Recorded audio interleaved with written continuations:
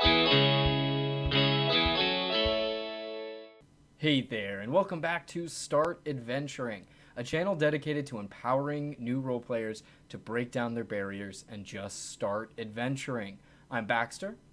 And I'm Ben. And these are our 3 lessons from running The Price of Beauty from the Candlekeep Mysteries. We've been running all of these adventures as one-on-one one-shots, and these are just our takeaways from having done that. So we hope that this information is valuable to you if you're planning to run it. And without any further ado, let's get into it.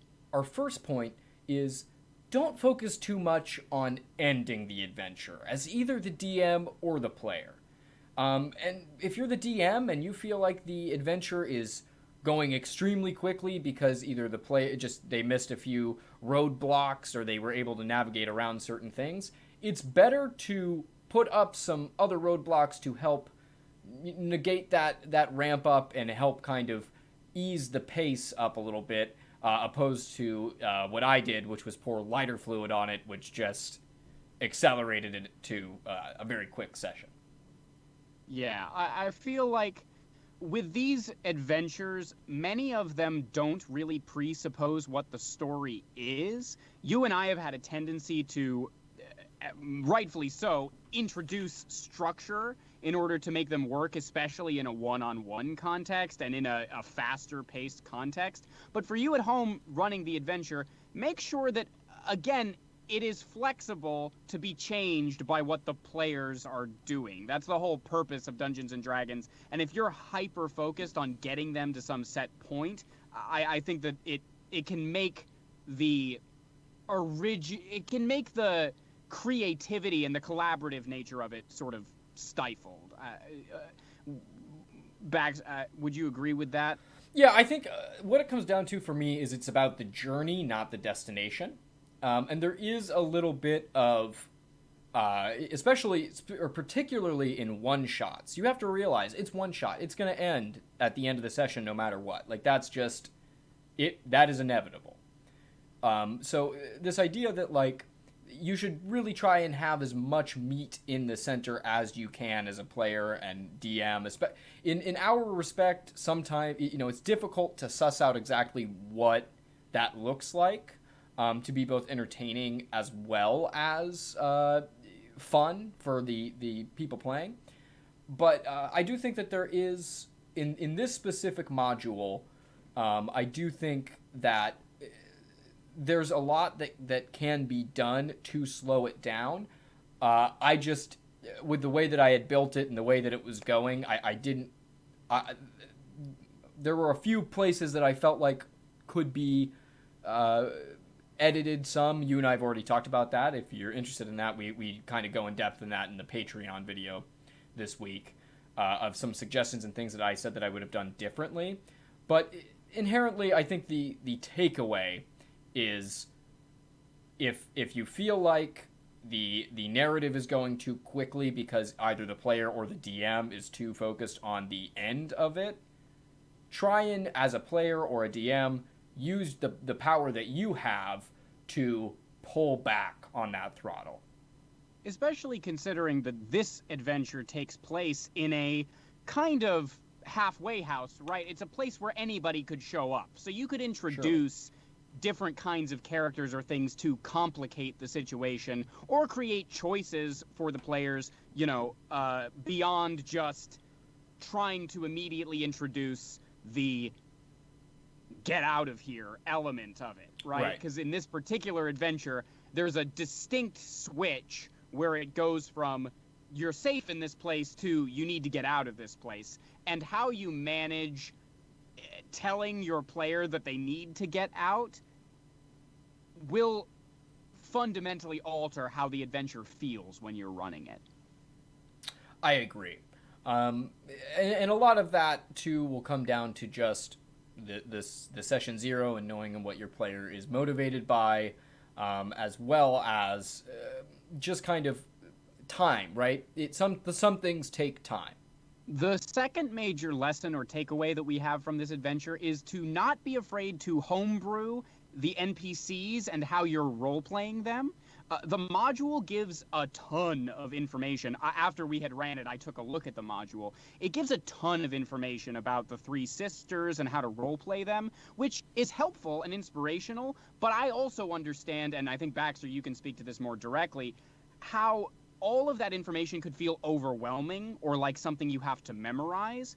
Whereas really, the NPCs that you create are the touchstone between the DM and the player, and it's really a great place for your style as a DM and your personal touches to shine. So don't feel beholden to every single letter of what those characters are.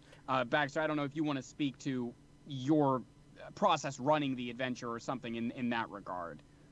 Right, yeah. So this point was kind of established when I was talking to Ben about how... So I don't ever have issues in terms of like like having characters designed and role playing them. The issue that I saw with it is more so for newer people to role playing in general, coming in and seeing all of that and feeling that they are beholden to that. If you're interested in that, go for it. And there are some people that create their own homebrew characters that are just as complex or more complex than some of those characters. But I think that the message that I had was less about, like, it can be overwhelming and scary that you have all of that, and more that, like, you don't have to be beholden to it. But it can be complex if you want it to. But kind of one of my general rules of homebrewing is if you're looking at a module and you're deciding what to keep and what you have to throw away, simplify it down to its essence, as simplified as it can be. So for this one, for me, it's a bad play. It is a bad place disguised as a good place with people running it. Right. And I kept and when it comes to the characters, it's about simplifying what the purpose of those characters is within that story structure. Right. Giving it more of a direct, pointable meaning. You know, this person's job is X, this person's job is Y, this person's job is Z within the confines of the story. As well as if you're just trying to design like flavor elements for characters, you can start off kind of one note with them, and that's not bad to have it be kind of, you know, this character is happy all the time, this character is sad all the time. At the very least, that's a place to jump off, and if the player knows what to expect from the character, then you've in a way done a decent job of constructing a believable persona. Right. Also, the simpler your fundamental idea of the NPC is, the easier it is to communicate that to the players. Because you don't want to monologue the stuff out of the module to the players in hopes that they'll understand the NPCs and understand the story and what's going on, right? Right, correct. As well as it makes it easier to improvise new additions in the moment that might come up. Because you have less of a script that you have to be adherent to, you know? Our last point is more of a disclaimer. We found that this adventure in particular is probably best run over a couple of sessions to really give it that impact that it needs in terms of the setup of the location itself and the connection that the characters are going to have to make to the other characters in order for the sort of transition of good place to bad place to feel impactful. Yes. It's not to say that it can't be done in one session. I mean, Baxter and I, part of our whole campaign is proving that, yeah, they can be run that way. We're running them in very short sessions, you know, an hour and a half or so. We ran it in essentially an hour. So it can be done. But really, to get the fullness of what we think this module is going for, the players are going to need time to get acclimated to the bathhouse and really also get that false sense of security with the three sisters taking care of them in this relaxing place, so that when they can slowly put the pieces together that something is amiss, it has that impact, like Baxter said. Right. But if you are really, really into the module, you only have one shot to run it, it for sure can be done. You just have to be prepared to, again, simplify and figure out how to best get to the core of what this module excels at without feeling like you have to keep every single bit of what's in there. Right. A kind of key term, I would say, for this module, and one that I think that I did not do very well, would be timing.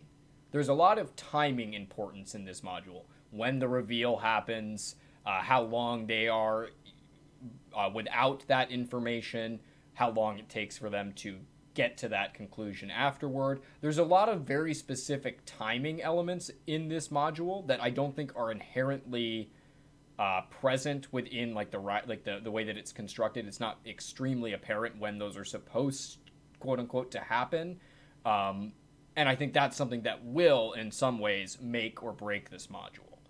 So just kind of keeping that in mind. And to some extent, you can't control when that happens, Correct. right? To some Correct. extent, some of it is uncontrollable. So allowing for more time will make it flow potentially more naturally. Having backup like you plans, are pushing your players too much. Yeah, having like backup plans and contingencies of how to time gate, either by pushing something forward or by holding it back, is going to be crucial. That'll do us this time. Thank you so much for watching. If you enjoyed what you saw, go ahead and throw us a like. And if you think of anything that you'd like to add, maybe critique, or just say hi and let us know you're there, put it in the comment section down below. And then if you're still here to the end, that means you're part of the Start Adventuring family. And if you haven't subscribed already, you should do so. Hit that button so we know that you're there. Absolutely. And if you want to check out the live play that inspired these lessons, you can find that on our channel. And if you want to see the long-form discussion that kind of led to these 3 lessons, that's available on our Patreon. All the information for that is in the link in the description down below. But thank you for watching. We hope you found this helpful. And until next time, I'm Ben. And I'm Baxter. And remember, start adventuring. Just start adventuring.